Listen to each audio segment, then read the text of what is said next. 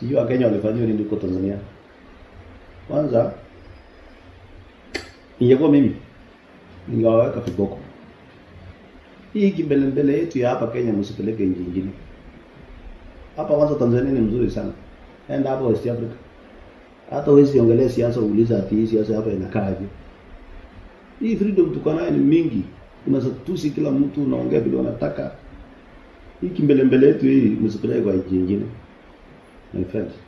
Kwanza ningekuwa Mama Suluhu, ningeweka hawa viboko mbili. Siku mbili. Kama dawa ndio rudi nyumbani wakiwa na heshima. Hii kimbelembele yetu ya Kenya na freedom na demokrasia tuko nayo. Fanyeni tu hapa, lakini msidhani msipeleka hapa kwingine hapa nje. So hii kelele yote mnapiga, kwanza watu walihurumia tu kwa sababu ni marafiki yetu. Ingekuwa tu hawatujui. Hiyo ujuaji mko nayo. Sasa mnajifanya ati mnataka kwenda kufanya kesi Tanzania. Si umemaliza kesi hapa hii makoti yetu hapa.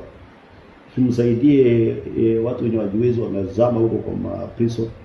Wamezama huko, kuna mtu anafanyia kesi huko kotini hapa. So mjitolee mfanye free. Hii kimbelembele hii muache tafadhali. Na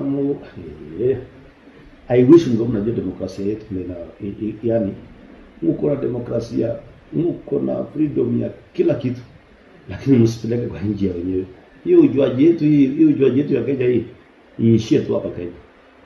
Kama ningekuwa Mama Suluhu, lakini Mama Suluhu chonjo kabisa.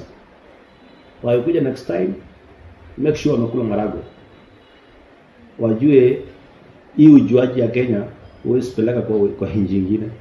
Ungeweka viboko hawa.